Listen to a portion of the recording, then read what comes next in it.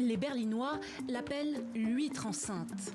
Après des travaux, la célèbre maison des cultures du monde a rouvert ses portes transformées et pas seulement de l'extérieur. La maison a une histoire particulière, fondée en 1956 comme cadeau des Américains à l'Allemagne de l'Ouest, construite avec cette architecture particulière qui représente en quelque sorte la liberté, mais une liberté du point de vue occidental, vous savez, placée stratégiquement ici pour que les gens de l'autre côté du mur puissent voir le bâtiment. Il a donc été utilisé comme une forme de propagande. Nous voulons transformer cette maison, la penser comme un vaisseau qui transporte les différentes cultures du monde, ou plutôt des mondes dans lesquels nous nous trouvons. Capitaine de ce vaisseau, Bonaventure Dikung, 46 ans, est l'une des rares personnalités africaines à la tête d'une grande institution culturelle allemande.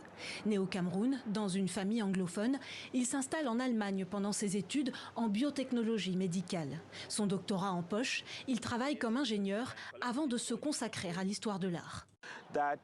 L'histoire du monde, du moins au cours des 1000 ou 2000 dernières années, a été écrite par le même type de personnes, la plupart du temps des hommes blancs. Il est donc certain qu'une partie de l'histoire a été effacée ou est restée dans l'ombre.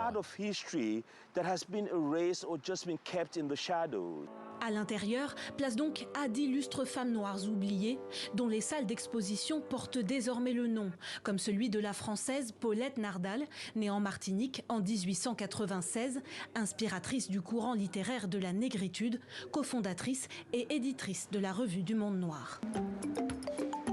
Cet été, l'exposition Quilombismo, du terme brésilien quilombo, met à l'honneur les communautés formées au XVIIe siècle par les esclaves africains déportés au Brésil.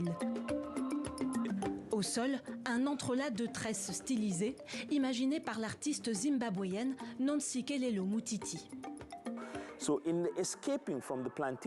Lors de la fuite des plantations, l'un des espaces utilisés comme espace cartographique était la tête des gens. Les esclaves tressaient leurs cheveux pour indiquer aux autres une voie de sortie. On pouvait tresser les cheveux des gens d'une certaine manière pour dire que si vous alliez vers le nord, par exemple, il y avait une issue. Semblant prendre conscience de son passé colonial, l'Allemagne a commencé à restituer des objets spoliés à ses anciennes colonies africaines, comme le Cameroun, le Burundi ou le Rwanda.